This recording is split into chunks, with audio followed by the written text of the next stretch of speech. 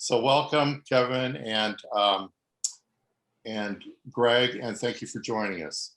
The agenda is pretty simple. Reconnect with your congregation and community. What's the findings of the media, findings of the review, their audit? What's the message points that we should be looking at this point? And how should we be preparing to tell the story? So we've tried to make this really practical and deliberate around this reopening. So without any further ado, I'm going to turn this over to Kevin and Greg. Terrific. Ray, thank you very much. As I prepare our presentation to be delivered to everybody, I am thankful and grateful for everyone to be with us today. We look forward to a terrific presentation, and we look forward to your questions as well as we go through everything. It is our pleasure, and I believe we've I appreciate the introductions that Ray have given us and our backgrounds. Greg, you want to say a couple words to kick us off here today? Sure, absolutely.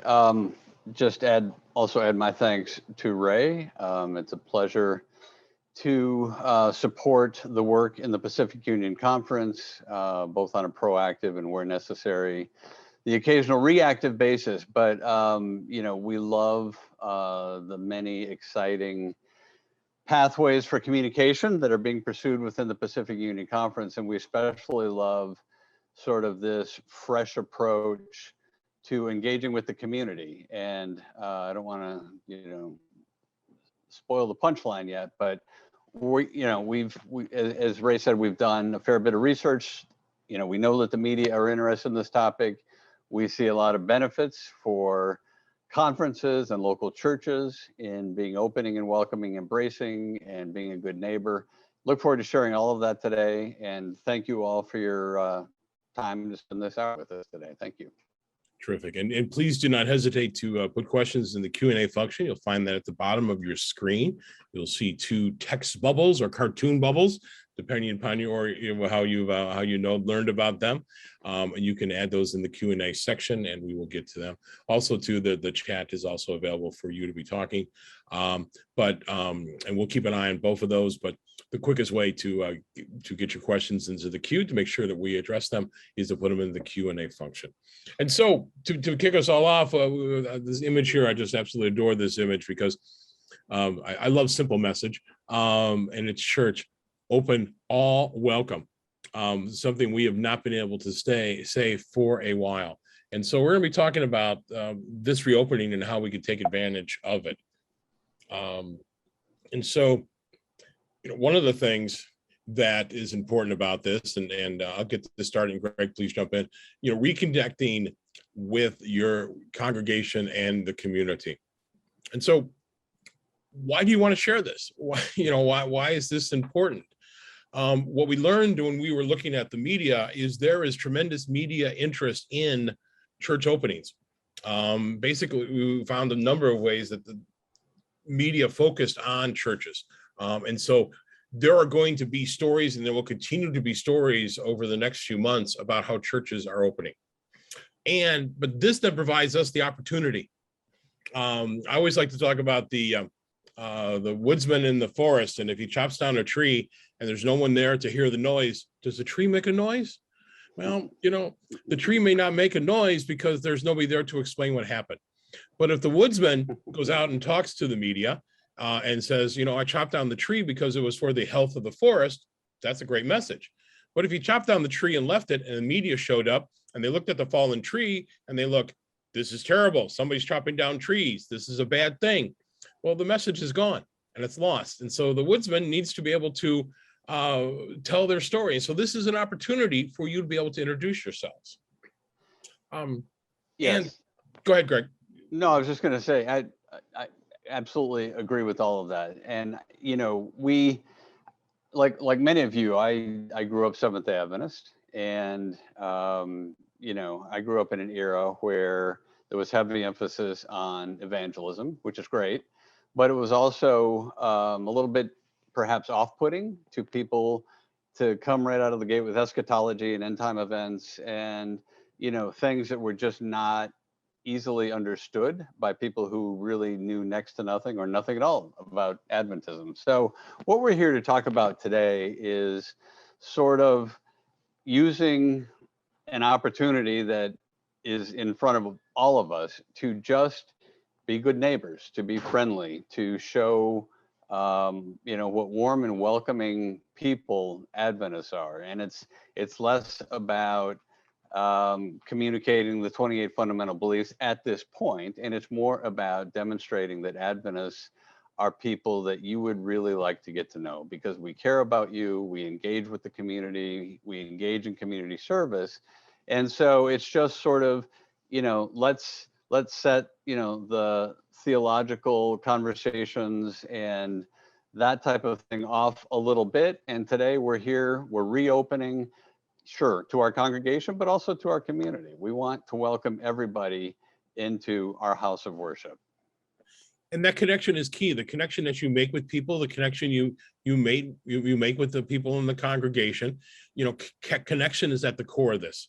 And so that's important. And then we're talking about Adventists as good neighbors. And so what did we find? We pulled a few of the articles from our research, and we found one story from the Chicago Defender that talked about Chicago's Black churches were struggling to reopen as restrictions eased, and they're hoping to reopen fully by the 4th of July.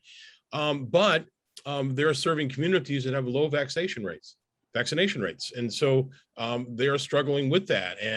But there's a mixed bag of which churches in the Chicago area among the Black church community were actually going to be open. Next, we also found uplifting stories. When the Grace Cathedral reopened after 14 months in San Francisco, people said it felt like a reunion. And they hadn't seen people in a long time, and they could actually be able to see them in person, be able to touch them, be able to hug them, be able to sing with them. And so this is an uplifting, beautiful story. And you have that same kind of story to share about your own church or your school. And then, but there's also stories about the struggles that happen. With the story here from Ohio that talks about the Trinity Bible chapter, which got closed because they weren't working with local regulation. They had received tickets, and they had received court orders, and eventually they're able to get the church open. But that ability to work with local government, to be able to understand what the restrictions are, to understand what the procedures are, was very important. And it was an important story that the media wanted to cover. And so this is what we found when we did our review. We found that all the news stories seem to share some basic common elements. One, the desire for physical contact. The ability to see somebody, touch somebody, come in close contact with them, which we all have been missing over the months during the pandemic. But we also found that minority and rural congregations were particularly struggling because of the lower vaccination rate and community and legal challenges to the reopening. So we want to be aware and we want to understand what's going on. We then, we found that what was important to understand, because the media reported about the idiosyncrasies of following local guidelines. So a reporter would show up at a church and they would say, okay, are you following the rules? Here are the rules. And the church didn't know what the rules were and didn't know what the procedures were, then probably the church could be painted in a bad light. But it also, on the upside of it, the press reported about the emotional reunions and talked about how people and described that scene and gave rich detail about what it was like for everybody to be gathered once again together.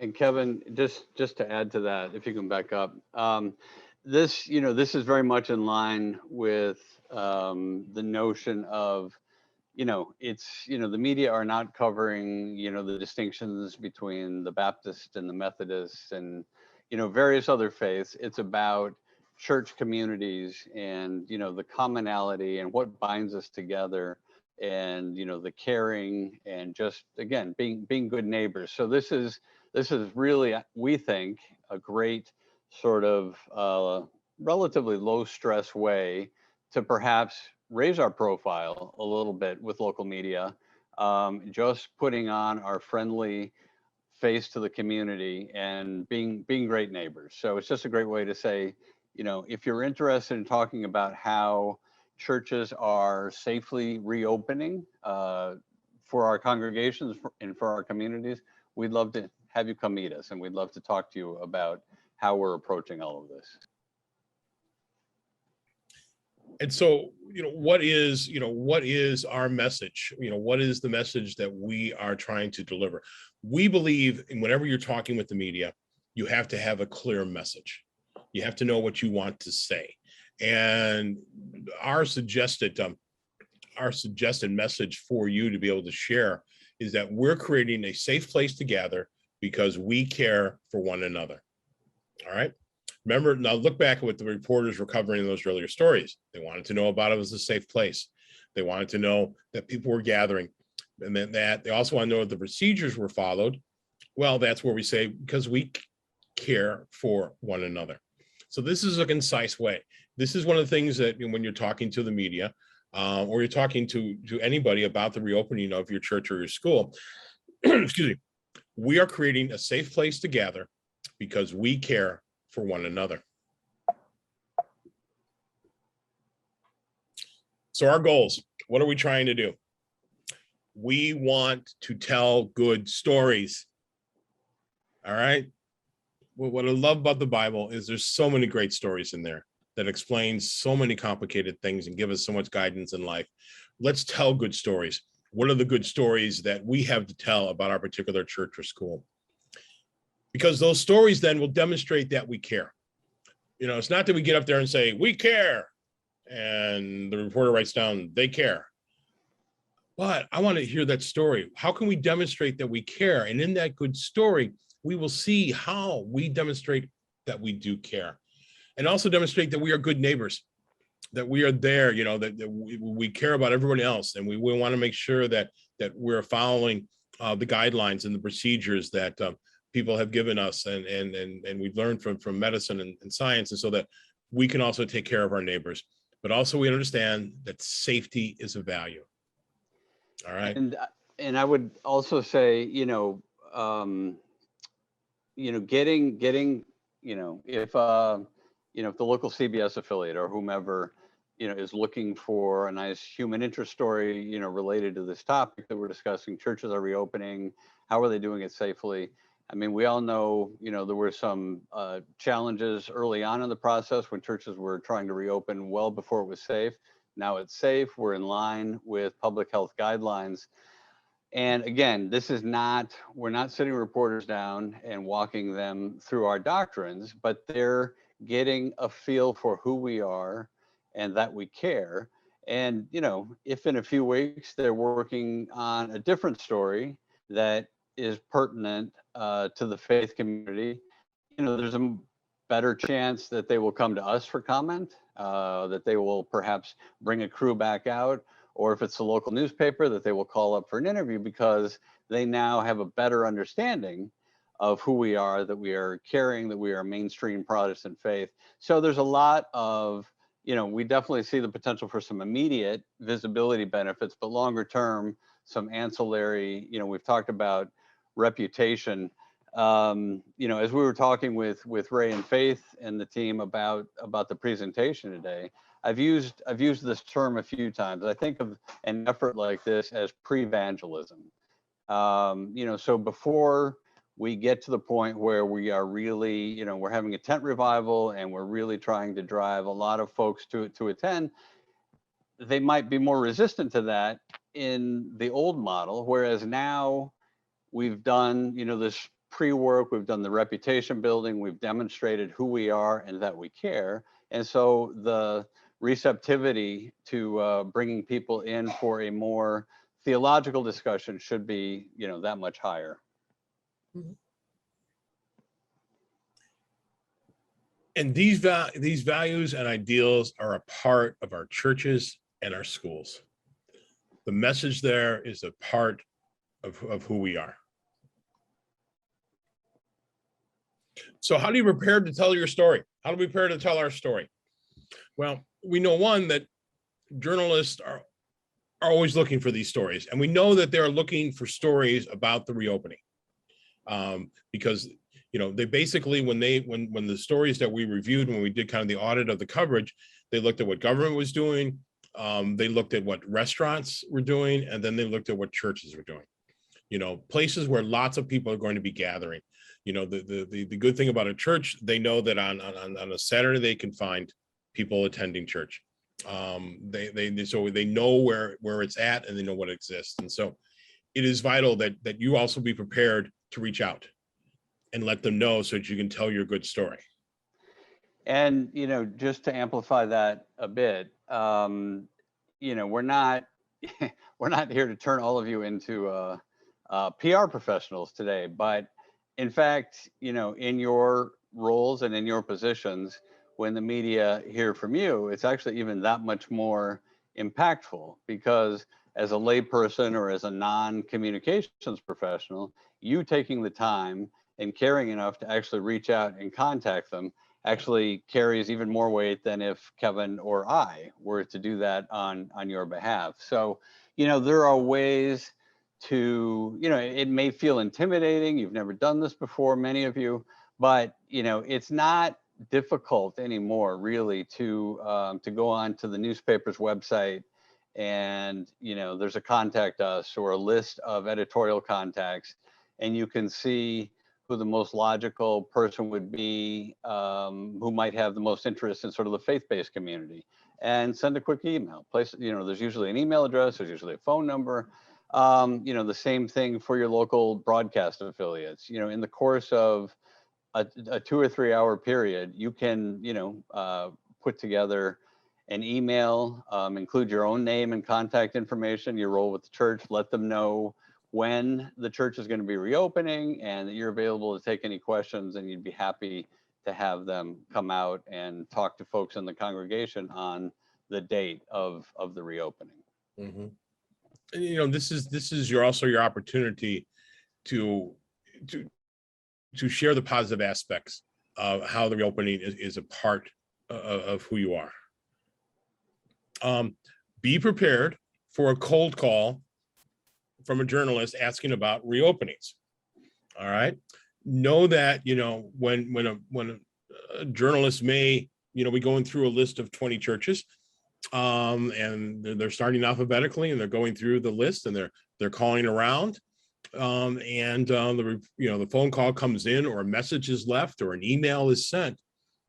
It is important for you to get, if you're the point of contact for that inquiry from outside, from the media, you need to find out their name, the publication that they're working for, their email address, a phone number, mobile phone, office phone, and what their deadline.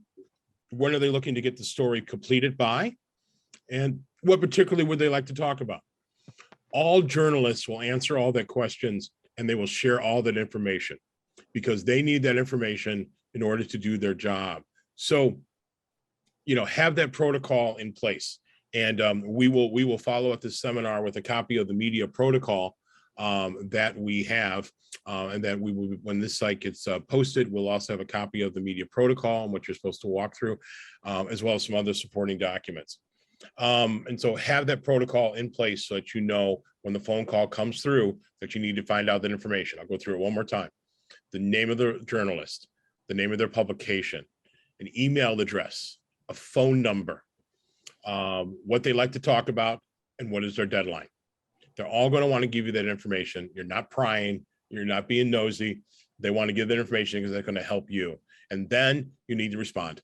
And because they're probably, if they're calling around looking for a story about what churches are doing, they're going to talk to the first 2 or 3 churches that respond to them.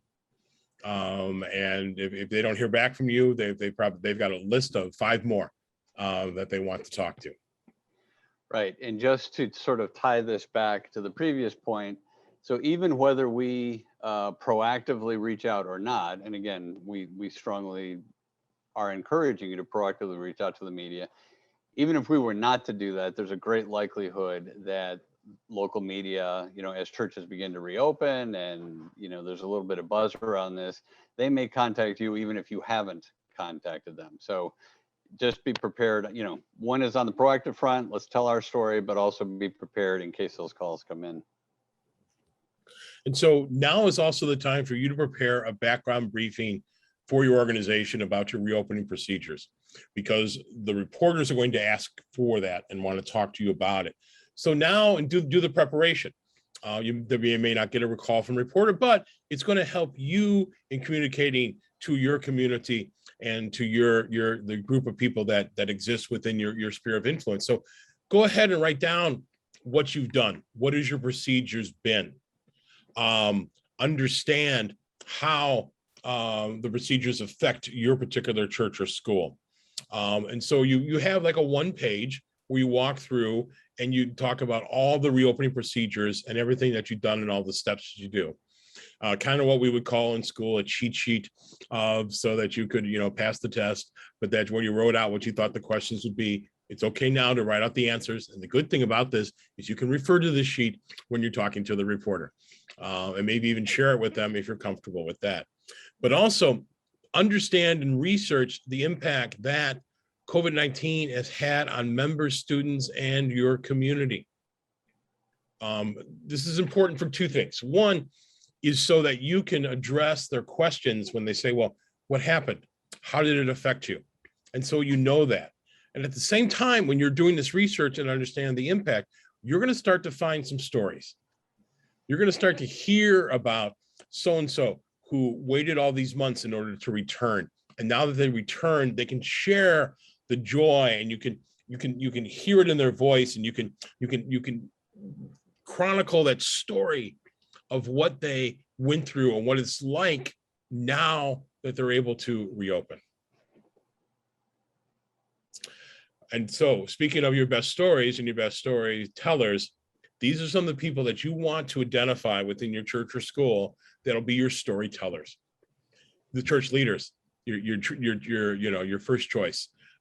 You also want to find, and you want to find the church leader that also is more comfortable talking to the media.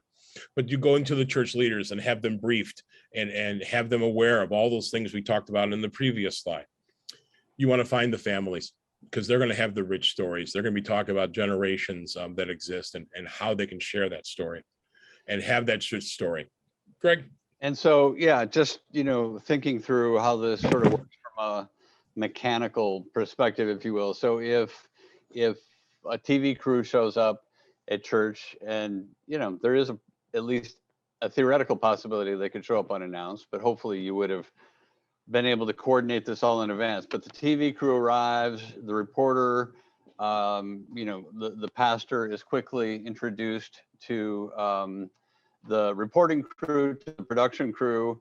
And the idea here is that we are ready with, a few people who might fall into some of these categories, who would be, they know the congregation well, they know sort of the stories of what makes the congregation unique and warm and welcoming.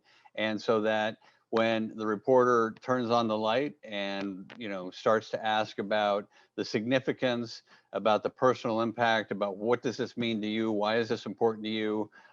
Your spokesperson, or persons plural, will be well grounded in the life of the church and able to bring that story to life. And each of these people, they become kind of the team that gets activated when something happens. Additionally, the longtime members, people that have been in the church for a long time, they offer such a great perspective. And then you want to have the people that understand the challenge of COVID, because then they can address exactly how COVID affected your church or your school.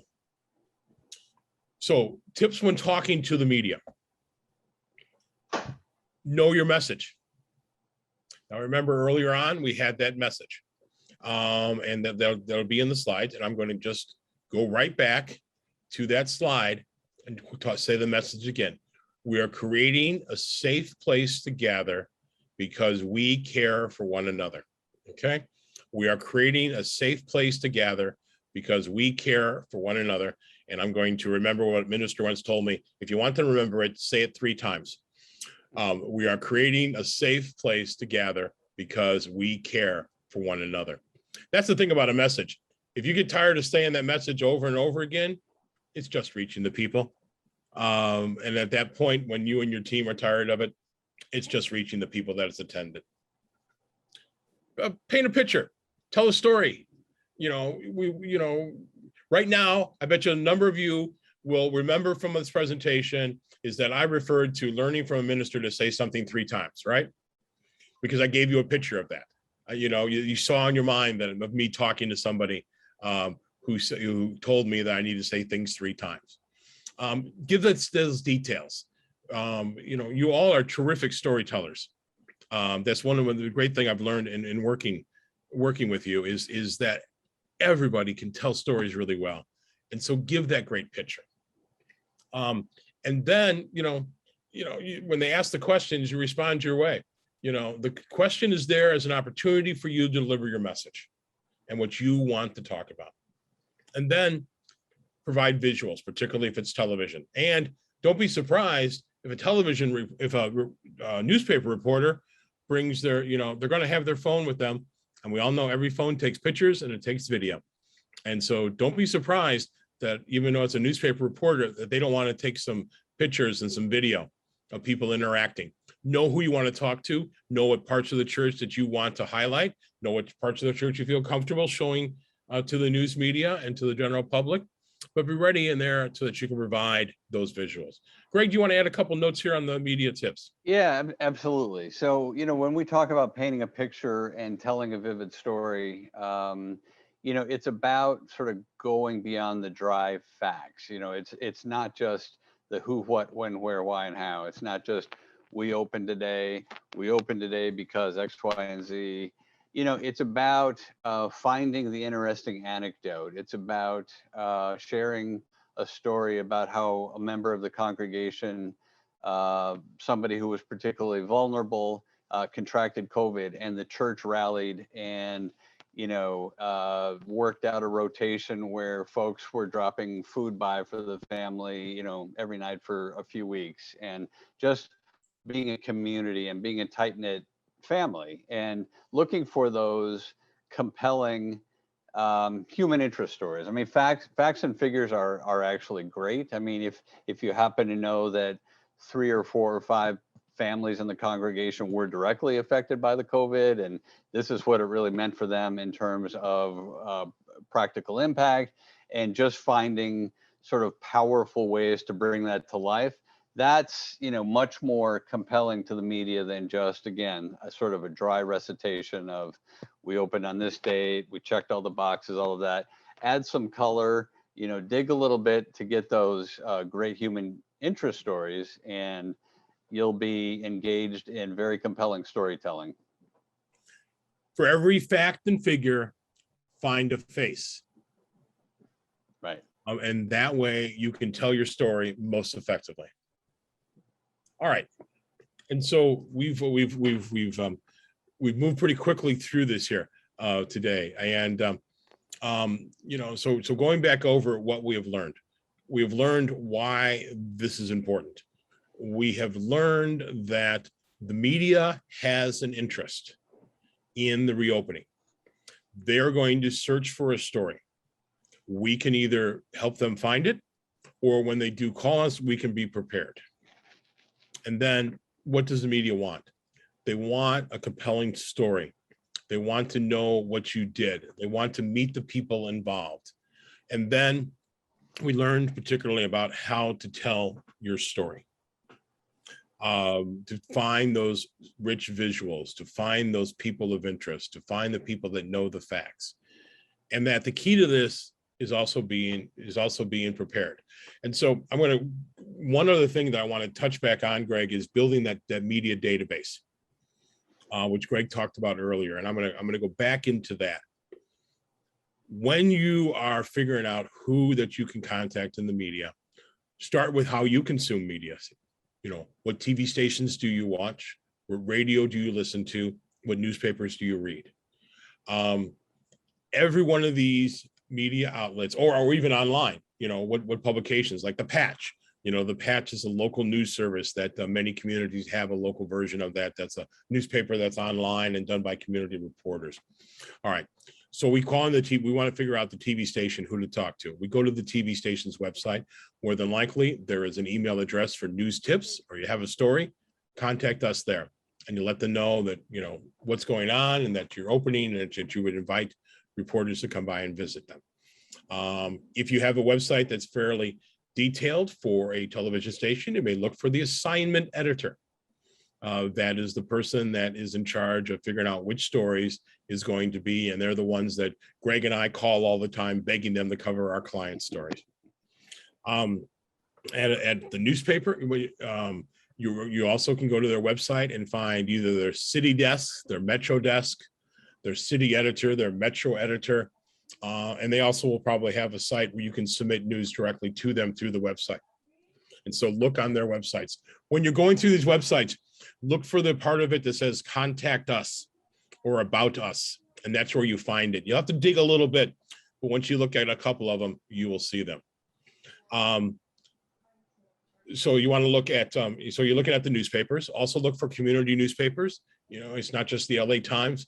There is a local newspaper that is being published just in that particular community, or sometimes that local newspaper doesn't have a print edition anymore, but they still have an online edition. And that's an important one. So look for that.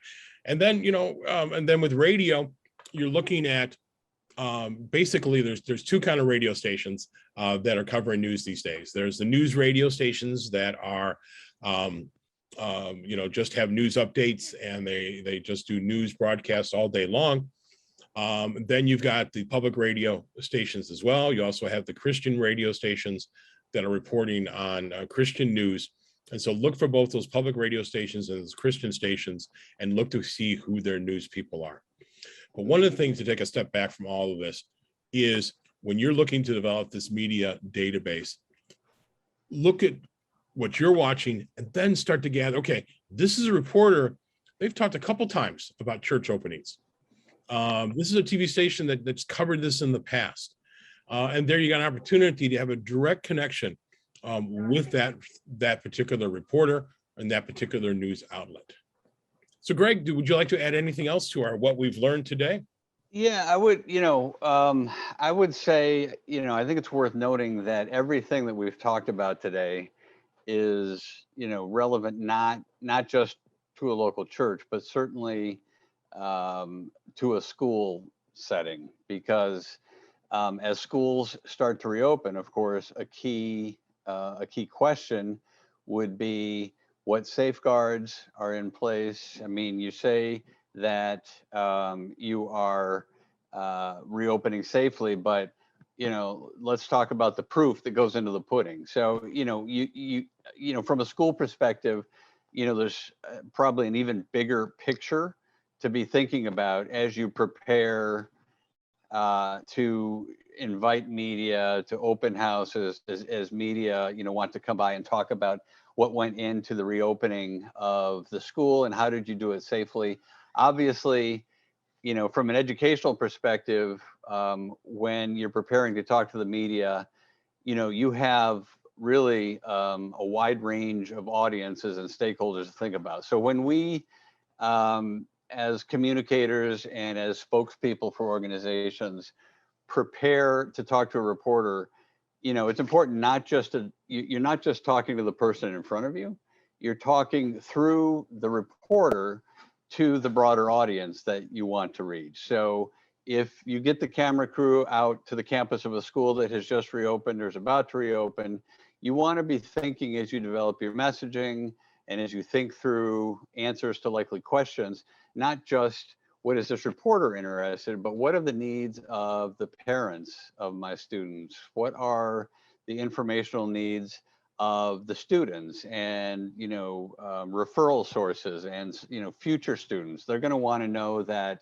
we have been very deliberate. We have been very careful. We have followed all of the public health guidelines. So, there's a lot, and you'll have a lot of, in a school setting, of course, you have a much broader set of students and families, and a much probably richer set of possible stories about the impact of COVID to members of the school family.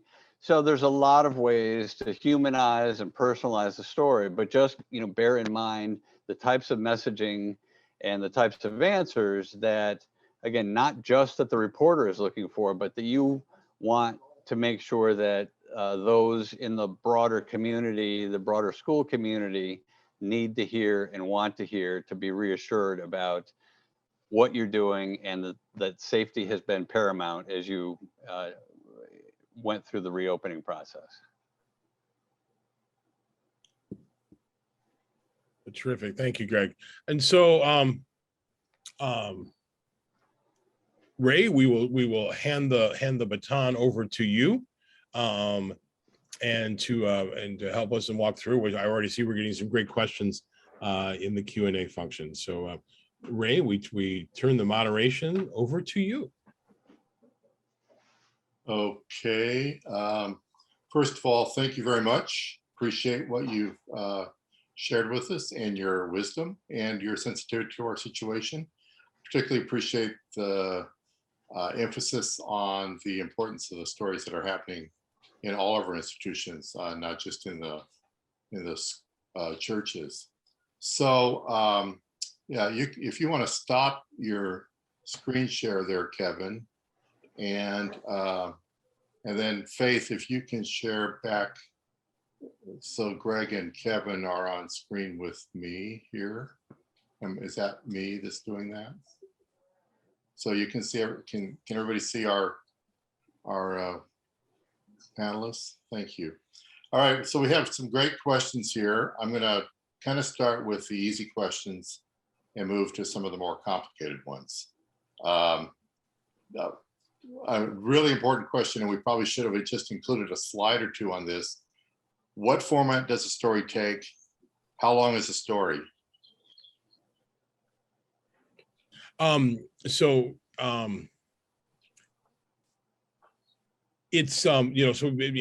this is the good thing about the internet now, and the ability to access video and the written word, is it's okay to put together a short video from a family, from somebody at the church that talks about what we're doing, and share it with a reporter, share it with a media outlet. It is what you want to make sure you have when you're communicating to the media. You want to make sure that you have the basics, the who, what, where, when, and how. What is the location? What is the address? What is the name? Who are the contact people? What is going to be happening? What time does it start? What time does it finish? And so those are the things that will be in the media advisory, and we'll be sharing a media advisory that we will add to the toolkit here after we post this up on the website. And the story should be pretty simple. You should be able to read it in 2 or 3 minutes, and it just kind of gives the highlight and kind of whets the appetite, so they want to come out and they want to be able to learn more. Yeah, and I would just add, this doesn't need to be a complicated process. Again, you don't have to be at all a professional communicator. You don't have to write a polished press release. This is really about, to Kevin's point, be it a media advisory, be it a simple email that sort of lays out the reason, we think this might be of interest to you, and here's how we are safely reopening to the congregation, and we'd love to be here, have you here for the day that we do this. We can, introduce you to 3 of our church members who have very personal stories, so just show some of the, not only the dry facts, but also some of the interesting interview opportunities that could be available to the reporter. But don't think of this as you having to produce a story, although, as Kevin said, short, impactful videos, clips are fine. But this is just really about you reaching out to interest the media in doing their own story about what it is that we have done and about what we're doing. Good, thank you. A process question. Does a statement or does a story about our reopening need to be run through the conference before we do it? Should they be filtering it? Should the story come from the conference instead of from us? How do we know that what we're putting into the hands of media is what the higher ups want to be put into the hands of the media? What's the protocol and process there? So I would encourage that you are communicating and that you're also working with people at the conference level. They can also be a resource for you. If you can grab up Ray's time and Ray's team's time, or even our, Greg and I's time, we're happy to answer questions and to provide counsel. But I do think it's important to be able to understand what the conference is doing. And Ray, if there is, if we have an established protocol for, I think we're going to continue also to do some more webinars. We're going to talk about consistency and branding and stuff over the course of the next year, over the rest of the year. But I do think it's important to be in communication with those people because they're also a good resource for you. I'll just add a policy word. The story is your story. I think you're the one that tells it, and you're the believable person to tell it. The closer the story is told to the media that's close by, the more credible it's going to be. If you send the story, if you're in Modesto and you decide to send a story to San Francisco, I think at that point it's beyond your market, it's beyond your story, and you have an obligation to involve your conference people in that. I don't think most conference people want to control you in telling the story. They just want to be aware of it. So I'm with Kevin. Just make people aware. And if you have a question, just call them, ask them. I very much doubt they're going to say, don't tell that story. We do have great resources in the union to help you tell stories. We love your stories, and Faith makes her whole life out of telling your stories, especially from the school systems. So we are more than happy to get into the storytelling kind of nuts and bolts with you, but we're rarely going to come and tell the story for you or preempt that story. We really want that to happen with you. There haven't been a lot of guidelines for stories, although we do have some published guidelines about the kinds of things that we like to publish in the Recorder and other places, and we can share that with you in the documents that we'll put together for people that participated in this. That was a good question, though, and I think it's an important one that we pay attention to process. Here's one. Doesn't the media mostly care about negative stories? And don't we run the risk of media reporting on us in a negative or a detrimental way if we call them up and start talking about reopening? The simple answer is yes. But just like my story of the woodsman in the cutting down the tree, if you don't tell your story, somebody else is going to tell your story, and they're going to tell it in a way that may not reflect well on you. It is, and that is one of the reasons why, you remember during the presentation, we talked about gathering your storytellers, having the people that are best suited and have the best stories to tell to the reporters. A reporter is interested in getting in, getting the story, and getting out. And so if you're, if let's take the scenario of, TV reporter and the TV crew shows up on Saturday and somebody quickly sees them pulling up, and you have somebody who's designated to be the person that is going to be the point person for when the media shows up. That person contacts that person, and that they already have their list ready and their procedures. They've already got them in their hip pocket, and they are ready to talk to the media. And they know that we need to talk to these three people in particular. And so very logistically, to get into the weeds, which is okay, is that lead person that's going out there to talk to the reporter, they turn to somebody else and says, you need to get me 1, 2, and 3. And they need to meet me outside by the reporter. And then you all go out there to meet the reporter, and you walk through what you're going to, you walk through with the reporter what you're going to say. And then they have an opportunity to say, okay, we'd like to interview people here on the steps. And you go, well, actually, there's a really good place to take a picture inside. And this is where we think would be good. And you've already selected a location that you think is going to work. You look at what's happening in the order of the service, if there is a break or there is something that's not going to interrupt. But you've already done this in the preparation time. And so when they show up, they talk to those people. I will be completely honest, it is entirely possible that they could find somebody to talk to who is going to give a negative view on things, but they're not there to get necessarily a negative story, really. They're there to get a positive story. And it's kind of let the person who wants to be the negative, let them be there for their own devices.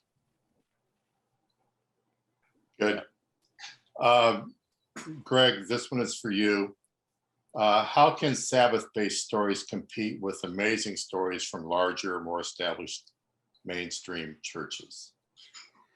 Well, I think I don't necessarily think that being a smaller congregation mitigates or negates what we might have to say. I think part of it is in the outreach to the reporter, to paint that picture about the unique aspects of the members of the congregation who may have been affected by COVID, and that we can introduce you to 2 or 3 or 4 of our church members whose families had personal experience with COVID and how they fought through it, and how their Adventist faith and their connection to fellow church members, they really attribute a lot of their ability to having rallied and come back to full health, and just talking about the impact of what this church means to them and how we are neighbors. So I think we can, the more compelling you can be in that, be it a media advisory or be it just in an email to the reporters, to paint that picture. Plus, the fact, as Kevin said, the fact that we go to church on Saturday when 98% of the world goes to church on Sunday also makes us stand out a bit. I mean, if the local TV affiliate, the network affiliate, is looking for a story on Saturday, we're pretty much the game, right? They're not going to wait until tomorrow when they have 20 different congregations to choose from. So just consider that as well. I don't think we're at a disadvantage. If anything, we may have a slight advantage in reaching out to the media. No, and definitely it is. I will tell you the practical advantage, knowing what we've learned about budgets and resources and news outlets, the fact that there are more likely going to be more reporters available, more journalists available on Saturday than it would be on Sunday. Right. And that's just kind of a business fact. How do these suggestions that you've made apply to stories that people might want to place themselves, like on social media or in internal media? Are these principles work? Do you have to wait for the media to tell your story, or can you tell your story? And if so, what do you do? The beauty of the accessibility of the internet has made everybody their own broadcasting network. We now, with our phones, we can become our own television star.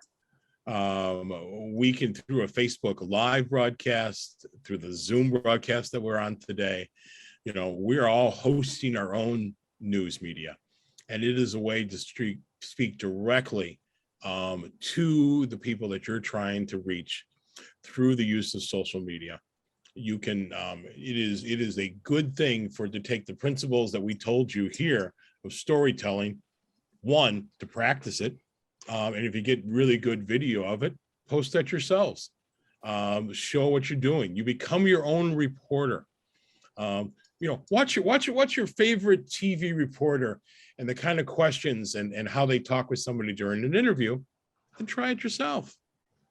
Have some fun with it, enjoy it, because you have a good story to tell. And you can then put that on your Facebook page, put that on your church's website, put that on the school's website.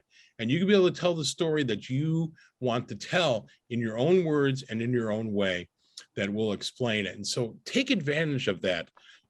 Think of yourselves as, you are the network, you are the cable channel, you are the LA Times of your world, and you can be able to communicate directly with your community. Greg, you want to add to that? No, I think I was going to say very much what Kevin said, but I think the principles that we've laid out, sort of the elements that go into a great story, an impactful story for the news media, certainly apply to social media.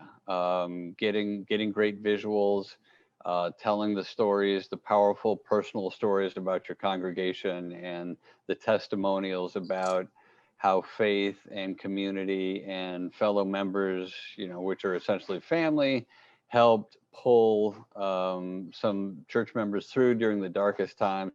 Those are great. That's great fodder for social media. So definitely the same principles that make for a great story in the public media can absolutely make for great social media content as well. What happens? What do we do if we end up with some negative media? I mean, whether we invite it or not, but what happens if a story appears in which we are painted with a negative brush, or there's suggestions made? Well, for instance, one of the stories, which in California anyway, has been a little more than negative, has been that private schools are a threat to public education, and they should go away. And during the pandemic, particularly, that became a thing. So trying to pitch a private school story right now, you might run into a reporter who wants to have that conversation. Mm-hmm. But let's just say that that conversation has taken place in a community, or a negative story which you might be implicated in has. What do we do about that? How do we respond to that? How do we shape stories that where we know that happens or has happened? I'm going to one, I think you should reach out to Ray and team and to us and team to help you navigate some of those waters. It's something that we do on a regular basis. We've been able to correct stories. We understand their language. We know what they speak. We know if we can correct it at a reporter level, or we have to go over their head to an editor. But it's also looking, what is the incorrect information? If the incorrect information is simple enough that you feel comfortable in correcting what is said, if they said, people at the church were only so many feet apart, or other, violations of the protocol. But I think you do before any one person responds to a negative story, you need to talk to 2 or 3 other people in the situation as well. And then maybe run it up the ladder to Ray and team, or to Greg and I, and our phone numbers are there, and we don't mind taking phone calls. And just to kind of give you, say, okay, take a breath, and we can give you some quick suggestions on what to do. And if it's, if it rises to the level that we really need to come in, we will be there for you, of course. But sometimes it could be just a simple thing, but don't let the fact that something could go wrong stop you from spreading your story. And we've all understood that, it all have had happen in our lives, and we're trying to share some good news, and we're trying to put something out there that somebody's going to push back, and know that's going to happen. But that's why we keep going out there and we keep delivering our message.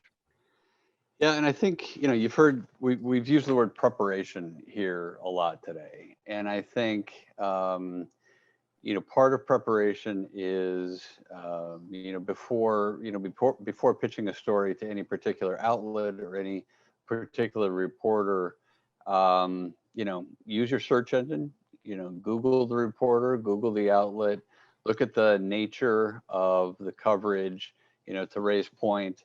Is this, dynamic tension, between private education and public education? a focus for this reporter, for the, is it something they've written about before? We may, there will be cases where discretion is the better part of valor, and we don't pursue a conversation with a particular reporter, which is not to say they may not come to us. And, there's a whole set of tactics, we would use to be prepared for a story like that. But, it's about maximizing the chances for success, a key part of which is minimizing the risk by knowing who you're about to reach out to and pitch the story. In the chat, there's a comment that's worth looking at. Geraldine says, it sounds as if a pastor who wants to have a media presence needs to be very aware of what's happening in the culture and also learn to speak the language of PR. Am I correct? How relevant is your understanding of the community if you're going to start interacting with the community? Well, I first off, Ray, I'll say I think we have a topic for our next webinar, and to really kind of dive deep into that. We kind of gave you an overview, and I think we can do a deeper presentation even on learning the language, and it's correct. But I do think you need to be understanding of everything that's happening, because the reporters, they're looking at the overall community, and when they say church, that means every place of worship, regardless of the faith. And they may think, okay, we get 3 churches, we've covered faith, and those of us that understand faith know, well, wait, there's others, and maybe you didn't really reach the full spectrum, and maybe you ignored some important parts of the faith community and our greater community. And so by having an understanding of it, by seeing what is happening, in that culture and everything that's going on in the world you live, it's making sure that you're not kind of living in that vacuum, and that you understand that, to the reporter, church means this, and to you, church means something different. And so once again, they're always looking for the quickest, easiest way to define something, even if it's not the true definition. If they find one person that's negative, and there's 3 people that they found positive, well, they may all of a sudden equate it. Well, 50% of the people are negative and 50% of the people are positive. But knowing what's going on in the world around you is going to make a big difference in when you're dealing with the media. Yeah, and I would say, from my point of view, it's not, I don't think we need any of our pastors to be experts on pop culture per se, but I think it does certainly help if the pastor or whomever from the conference or from the school is perhaps initiating media contact, is aware of what's happening in the community, and that there may be interesting stories that we can tie our own story into. And beyond a reopening story, if this is an actively engaged congregation and we're doing soup kitchens and clothing drives and packaging food and all of that, that's a great part of the story. The local media are going to be very pleased by that sort of community engagement. And the same thing from a school perspective. If we have a culture of volunteerism and our students are active in the community and we're paying visits to the nursing home and doing a lot of, engaging in a lot of great behavior that's beneficial to the community, to the extent that we're able to talk about that in the context of what's happening more broadly in the community, that's going to be very helpful in a conversation with a reporter. So to me, it's less about pop culture per se, but it is absolutely helpful to have familiarity, to have broader horizons, so that we're not just knowledgeable about what's happening immediately in front of us, but we can tie our story to the greater good of the community. I think that's a really good point. And I just want to say that I don't know a single pastor who's ever stood in a lobby or the narthex of the church and and metered the people that came through the door by saying, how are you going to hurt me? The pastors I know all say, how can I help you? That is actually the language of public relations. And I think if you go into the relationship with the reporter with that same spirit that you bring to your classroom and that you bring to your congregation Amen. every single Amen. day, it's going to win you a friend. It's going to That's win you right. somebody that will trust you and will believe you when you tell them the truth. And so I think you need to trust that about your own mission and calling and your own purpose. But I think it's an important thing that we not be so isolated that we Yes. think the only stories that we can tell are the ones that they don't know. That are right you know? in front of us. Yeah. Yeah. Someone asked a very practical question. Do we need media releases for any student photos or names? What's the story with photography and releases? Absolutely. You do need to protect the privacy of your students. And reporters understand that, particularly TV reporters and photographers. They know they can't use pictures of children without the parents, parents or guardians' permission. But that's why you want to prepare in advance. So, okay, this is the particular family. These are the parents, these are the children that we've already talked to, and they've already agreed that they're willing to talk to the media. Particularly when a reporter is covering a school, they're going to very much appreciate the fact that you have done some pre-screening, that you have, you say, okay, these students, they're available to talk to you. Their parents have all understand that you're going to be talking to them, and they've agreed to it. And that way, the reporters and yourself can make sure that the appropriate story is being told, and that the permission is granted from their parents. I've been in situations where we worked with a classroom where we wanted to tell a story. We asked all the parents to either give or deny permission for their children to be a part of the story. The parents who gave permission, their children had a blue wristband. The parents who denied it, their children had a red wristband. And the reporter and photographer was aware of that when they entered the classroom. They're not going to take a picture of a kid with a red wristband in that situation, because you've made them part of your solution. They're going to appreciate the care with which you've approached their story. And they're going to go out of their way to photograph the children that are wearing the blue wristband, because they know those kids and you want them to be a part of the story. So it takes a little prep, but it's possible. And most people will say, thank you for asking, and it's okay. Some people, for good reason, will say, no, it's not okay. Right. And for those people, I think we not just respect it, but we work diligently to protect their privacy in a situation like that. Another question, this is from someone in a conference level. How do you suggest that we handle a gotcha journalist, someone who's trying to drag us into a conversation that we don't necessarily want to be a part of? In this case now, we have a lot of political conversation about masks or vaccines, the pros and cons. Someone looking for a church to be quoted and to be controversial. What do we do with that? How do you handle that kind of journalist? If we get a cold call from a journalist saying, what's your policy on vaccines, guys? What comes next?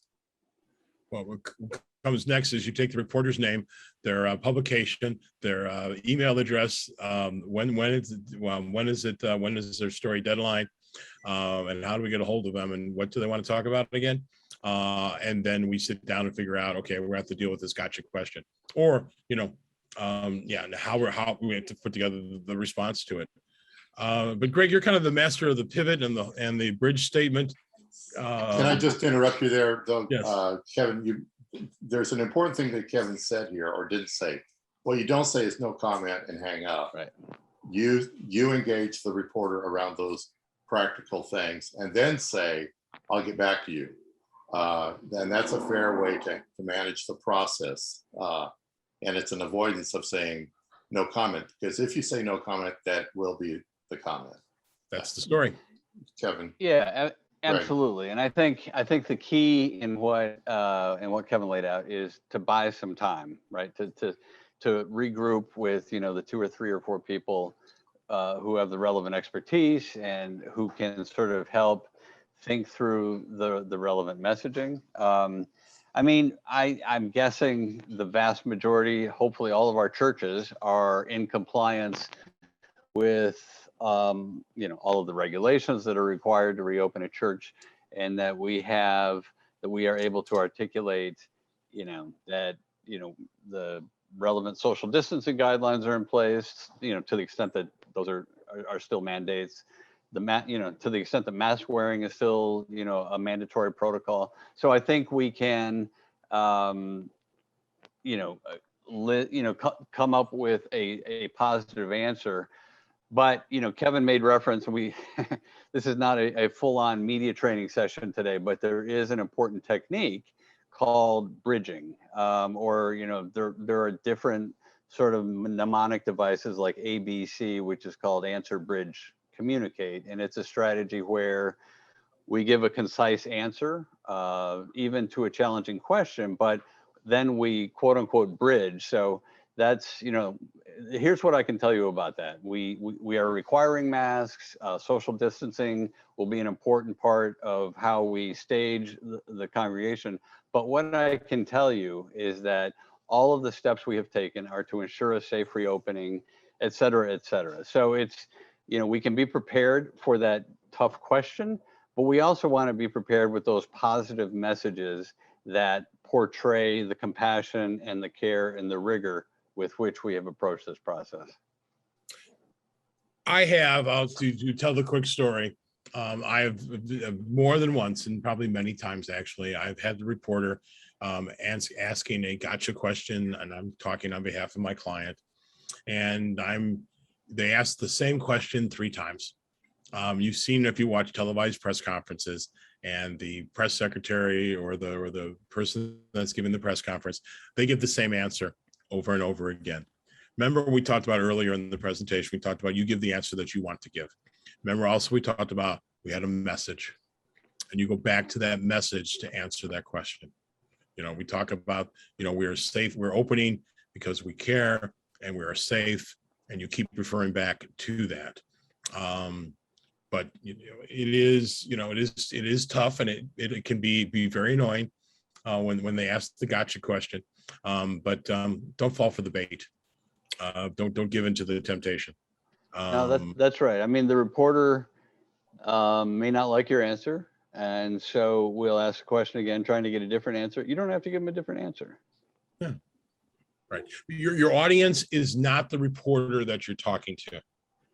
Your audience is the person that's going to read, hear, or see the story that you're sharing.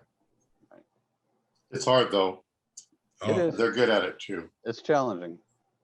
So now we have a complicating issue here that there's a question from a conference standpoint, and that is what happens when the stories from our different churches represent different situations. So right now in California, they've essentially lifted the mask requirement for much of, if you're vaccinated, you can be inside without a mask. This week, Los Angeles County came back and said, actually, because of the Delta, we don't think so. So we're suggesting that you're wearing masks. So that puts local people back in a situation where it's very likely that we're going to have some churches that are saying wear a mask because that's what we heard from LA County. And here's our story about that we pitched to our local media. And there'll be a church very nearby that said, don't wear a mask because we're complying with the state. And here's our story about that, which we've pitched to local media. How does the conference deal with that disparity? How do we tell these stories? How do we generalize that story away from that very local situation up a notch? Because as you both know, there is no more local media. It gets read.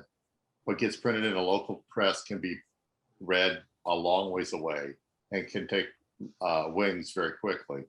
So what's the approach for someone who's trying to aggregate those stories into something that might be meaningful for a broader audience? The way you pose that, Ray, reminds me of the Mark Twain quote that a lie can travel around the world before truth can get its boots on. And so at a conference level in particular, this is where that preparation and that knowing what are the procedures and what actually has been done. It may be I think it's worthwhile to take a look at either all or a good representative sample of churches and how in the conference and how they've been handling things, and understand which churches have faced challenges and which churches have been successful. But to have that preparation done, to know what's happening so that you actually aren't surprised by anything at a conference level. And I think that's important. And I really do, I'll go out on a limb here and say, I think it's, as a conference communications person, it is worth the time spent to do an audit of how churches have within the conference have responded, and to have a good idea so that, if you get a call from a reporter that's looking to do, or you're out soliciting reporters, what churches that you want to point them in the right direction of. Then you also know the churches where there could be a challenge. And I think it's worthwhile because this story is not going away. The pandemic and its after effects is going to be something that's going to be talked about a lot. If we get another spike or something happens with the Delta variant, then all of a sudden the story then starts back over again. And so having a handle on what is happening in your conference is going to be key, and then pointing the journalists in the direction of where you've been most successful and where you have the best stories. Yeah, and I would just add, I think, to me at the conference level, the messaging really is about, how we are providing guidance to all of our local churches in terms of complying with the local regulations. We acknowledge that guidance can vary, from a county to county level, and in every case, we are strongly advising our churches to make sure that they are well versed, that they understand local guidance, and that they follow that. And I think, if the story goes beyond that to a specific, problematic church, then I think, you'd like to have that handled locally rather than at the conference level from a spokesperson, et cetera, standpoint. So, and I mean, if I can just amplify what you're saying, basically to the message, we are creating a safe place to gather because we care for one another. We add to that at the conference level, or for anybody that's looking at this from a more regional perspective, despite the diversity of the way in which we gather, despite the diversity of what we're doing, we're all united in this one great idea, is that we are creating safety for the people that we're gathering with, and we're doing that because we care about the communities that we're a part of. That still ends up being the story. That's right. That's right. I think that's the specificity, as opposed to 80% of our churches are wearing masks, right, and the other 20% we don't want to talk about. We don't. Yeah. So, well, I think we're very near the end of our time together. Any closing thoughts there, Kevin? It's message and preparation. And do you want to argue with him on that, Greg? I'm going to take him out. No, absolutely. I think, just, to reiterate, this is really about branding Adventists as friendly folk, right? Good neighbors, caring people. It's not, we're not pointing out the finer points of where Adventists differ from other. We love Jesus, and therefore we love you. So I think taking the chance to tell the story, we embrace the community, we invite all, we love all, and we hope that people come back and join us in coming back to church safely. I do think that we need to be confident in a couple of things. One is that our churches and schools were established in many cases a long, long time ago because people wanted to be a part of the communities that they now exist within. And we're proud of that. Second is that we persist in our ministries, educational, pastoral, health, all the ways in which we interface with the world, because why do we do that? Is because we do want to create environments where people can grow together safely. And we can point to specific ways in which we are fulfilling both our root story and our message, our mission. And then we're excited about the ways in which we're going to continue to be able to serve our communities. That's essentially the formula that every reporter is looking for. And they're looking for us to tell that in a confident way, in an honest way, an authentic way. And frankly, I think they'll be surprised to hear from you. So, well, thank you for joining. A little bit of some housekeeping. We have your emails because you all registered. We'll be careful about the way we use those. However, we will send you a follow-up that will have the link to this recording of this event. So you'll be able to memorize it and put it on your iPhone and carry it with you at all times. We'll ask Greg and Kevin to share some of the documents that they share in the media training that they do with us. I'll ask Faith to include in that the writing guidelines that we have here in the Pacific Union and some of the resources that we have for writers. And you should know, as you look at those documents, that along with all those documents comes a great confidence we have in the communication community that we enjoy here in the Pacific Union. The conference people that we work with, the communication personnel that work with Faith in the schools on Pacific Sunrise, the stories that we are able to tell on All God's People each week, and Connie so faithfully presents back to us, the stories that come to us through the conferences for the reporter, all the things that you read on social media, they all start with what's happening in your churches and schools. And we can't be more excited about the way in which that is growing, the people that are helping us grow that. And so we stand absolutely open. My office and the services of Greg and Kevin, particularly in the areas in which they're contracted with us, are absolutely available to you if you end up needing them.